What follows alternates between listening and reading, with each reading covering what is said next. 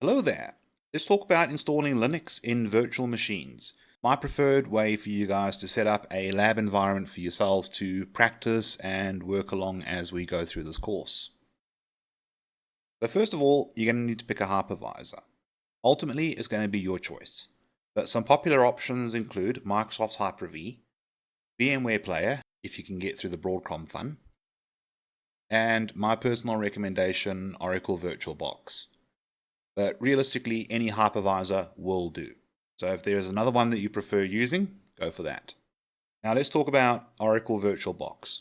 So first up, it's recently had a logo rebranding. So old logo at the top there, new logo at the bottom. Don't worry, I'm still getting used to the new logo as well. One of the many reasons why I actually recommend VirtualBox is it was originally released under GPL. And because of that, even though Sun Microsystems acquired it and then Oracle acquired Sun Microsystems, it is still kept as open source software. And not only is open source, it is free, as in it costs you nothing. And it can be installed on pretty much any operating system. You can install it on Windows, you can install it on Mac OS, you can install it on Linux. And it supports a large variety of guest operating systems. Now, besides having a hypervisor of your choosing, like I said though, I do recommend Oracle. You do want to make sure that you have got a multi-core CPU, which is pretty much par for the course nowadays, and that your computer has at least 4 gigabytes of RAM, preferably more.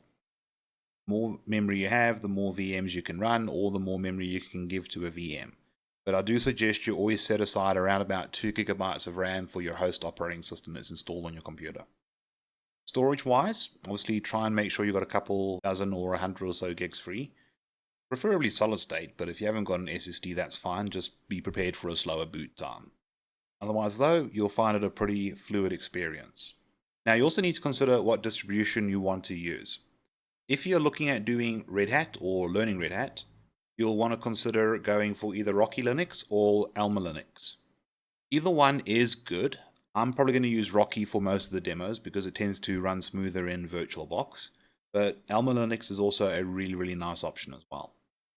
I don't recommend CentOS due to some of the licensing and development drama that's been going on lately. And Fedora, it has a very short support cycle, which means things can change quite rapidly with it. Red Hat effectively uses Fedora as a beta testing ground for new features that they want to put into RHEL eventually. Then you've got my personal favorite family, which is Debian. And starting out with Linux, I would recommend either going for Ubuntu or Linux Mint. With Ubuntu, there's a lot of support for it. There are forums, there are guides, you name it. There's a lot of information out there when it comes to working with Ubuntu.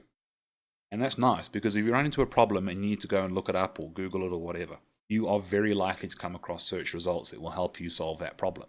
But the same is true for Linux Mint. Linux Mint is built on Ubuntu, but they have their own desktop environment, which is very similar to the Windows desktop experience, so that'll be a little bit familiar for some of you. And also they take away some of the things that I'm not so mad about what Canonical's been doing with Ubuntu lately. So yeah, Linux Mint is my personal recommendation for newcomers to Linux. But ultimately, it's your choice what distro you want to go with, but these are 4 solid starting options, especially if this is going to be your first time playing with it. But enough talking, let's get into setting it up. So first of all, we're going to need a hypervisor. Let's go and get ourselves VirtualBox.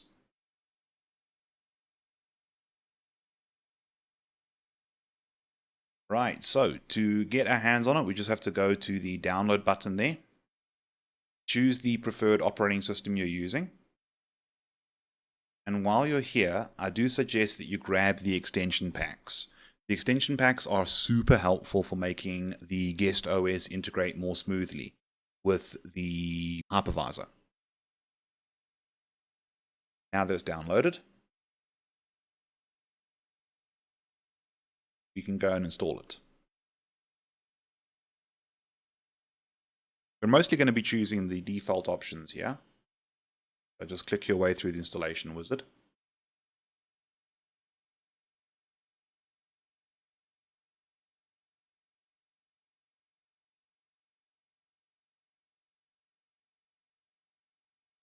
And there we have a clean install of VirtualBox. Now I'm going to go and add the extension pack, which is this one with the funny little green cube. Pops open VirtualBox again with this little prompt, just say install. Scroll to the bottom, otherwise you can't click I agree. Just say yes when user account control pops up, and it's installed then. Now we need to look at getting ourselves a Linux distribution. So you can hop onto the internet again, and then go and search for whatever Linux distribution you want to try out. I'm going to go for Linux Mint first. Go to the first search result, linuxmint.com. You can click download, or you can click there and choose either Linux Mint or the Linux Mint Debian edition, which has a little bit less Ubuntu stuff going on. Whichever one you want to go for, I'm just going to say that one just so you can see where the download is. And I would say go for Cinnamon. It's a desktop environment or GUI that was designed for Linux Mint. You can also go for XFCE. Again, it's just going to affect the desktop environment, or you can go for Mate.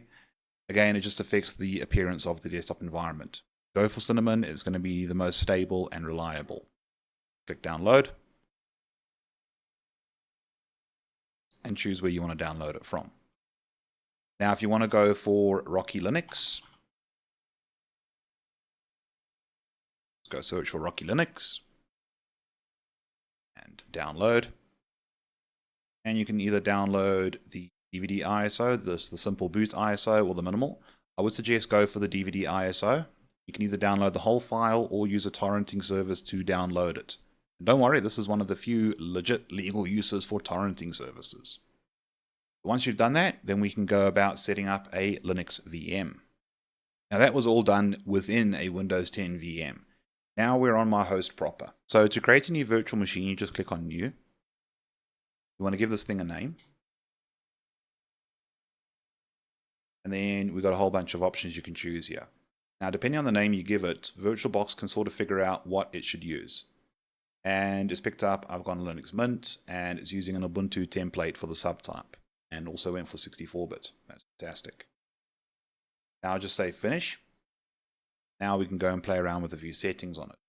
So to play around with a few settings, let's go right click and say settings.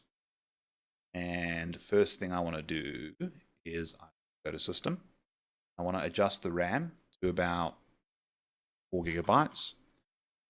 You will be limited by whatever amount of RAM your computer has. I've got quite a bit, so I can play around quite a lot. CPU wise, I'm also going to increase the CPU core a little bit so that the installation process goes a bit quicker. Display, you might want to just jack it up to 128 megabytes of memory. VirtualBox does not pass through your graphics card. There's a workaround where you can do it, but that's not necessary for what we're going to be up to. Then storage is the real big bit. Under the storage settings, you should see an empty DVD icon. You click that. And then this attribute section changes. You click the drop down arrow, choose a disk file, and then go for the distro of Linux you want to install. Say start.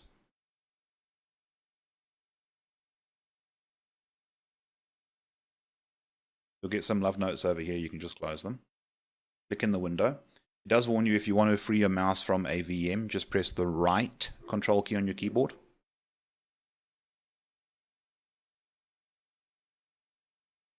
Center that up a bit. Now it's booted up. It's got a network connection, lovely stuff. Cool thing with Linux Mint is it does start up in a trial mode. But right there on the desktop, there's an install Linux Mint icon. Let's double click on that. Because we're going to install this into the VM so we can start it up and whatever we do stays persistent. If I do anything from this trial mode, it's not persistent. I shut down the VM, I lose any work I've done. So first up, pick a language to work with. Go with English. And keyboard layout is English US. Yep, my keyboard is an English US keyboard. Obviously adjust it to whatever you need to.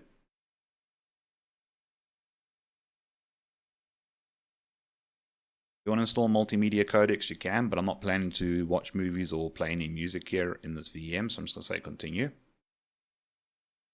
Then my option here is to erase the disk and install Linux Mint.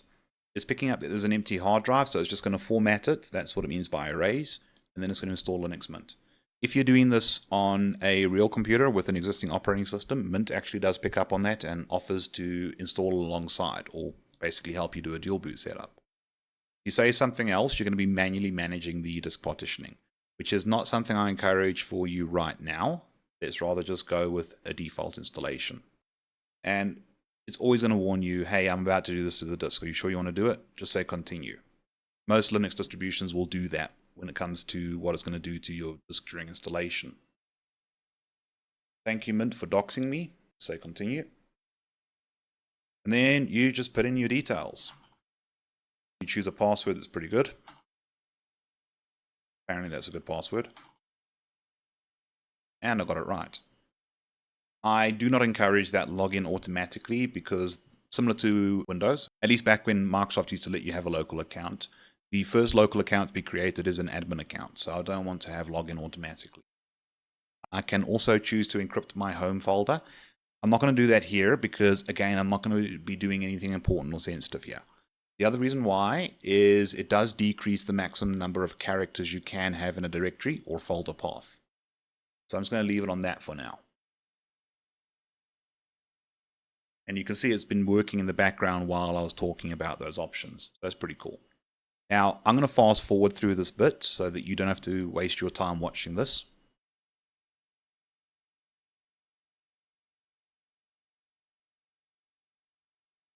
I regret not adding more CPU cores and RAM.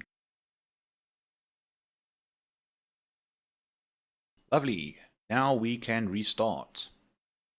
So it does ask you to make sure that the installation media has been removed. So I'm going to do that. Devices, optical disks, and it's now out. Cool. Often does automatically remove it, but it's worth double checking. Once it's out, click back in the VM and press enter.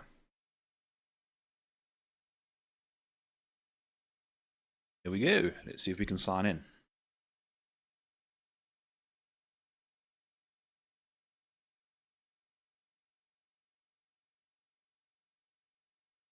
Okay, got network connection up. That's lovely. Turn this thing off because I know what this welcome message says. You can go and check it out if you want to. What I want to do though is I want to just check if my full screen mode is going to work nicely. If I need to get out of full screen mode, you press whatever your host key is. For me, it's right control, and F to swap between full screen mode and windowed mode. There we go. So now let's go and do a Red Hat based installation. So back to VirtualBox, let's create another new VM. This time I'm going to call it Rocky Linux, but it has a bit of a tough time picking up on the correct distro. So I'm going to pick the subtype and look for Red Hat and leave it on Red Hat 64, but that should work. Say finish. And let's go do some similar fiddling like we did when we created the Linux Mint VM. Go to System, and I'm going to increase the RAM to about 4 gigs. So increase the CPU core count to 2. The display, I'm going to bring it all the way up to 128 megabytes. And then storage, I'm going to click on the empty DVD drive. Click the little drop down arrow there and say choose a disk file. Then I'm going to go hunting for Rocky Linux. I say OK. Start.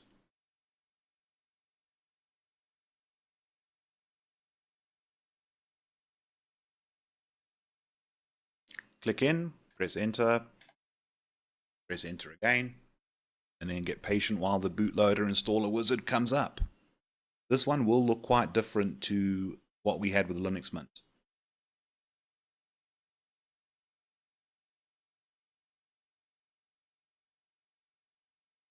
Alright, now that the installer wizard's there, let's just center up the screen. And let's click back in. Now, with a lot of the Red Hat distros, you do have to press the host key, in my case, right control, to release the mouse. But I'm going to pick English. US English is fine. Continue. Right. Now, a bit of a different approach. Here we're going to do all of our settings and then begin the installation process. So first of all, anything that's got a little yellow warning symbol and some red text is telling you need to go here and do something. So keyboard's fine, language is fine, time and date is fine, more or less. So this is fine. I do want to change the software selection because right now it's going to do a server style installation with a GUI. So let's click that and see what we can do. So I'm going to go more for a workstation. And then we can choose additional software that we would like. So I'm going to go for common GNOME applications, internet applications, Office Suite, and that should be enough for now. Anything else I can always install later on using repositories and the appropriate application installation commands. Say done there. And all that's happened is I've just changed the collection of applications and base configs that's going to be used during the installation process. So you definitely want to go to that software selection and make a choice. Then, similar to Linux Mint, we're going to have to tell it how we want it to use the disk, which I'm happy with. So let's say done.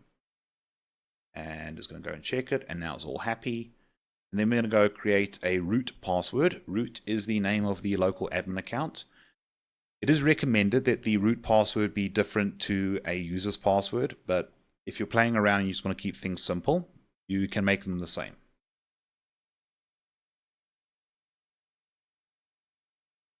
And I just say done. And then I'm also going to go create a local user. Obviously type your own name there. I'm going to say make this user an admin. That way at least I can elevate more easily to root when I need to. Then I'm going to set my password. Now I've done all that, I can say done. And with all of those selections made, I'm going to go and say begin installation. Now we sit back and get comfortable. Again, I'm going to fast forward this so you don't have to sit through this whole process.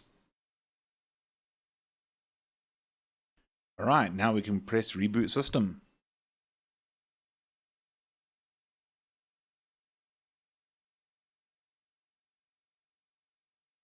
Now I can sign in.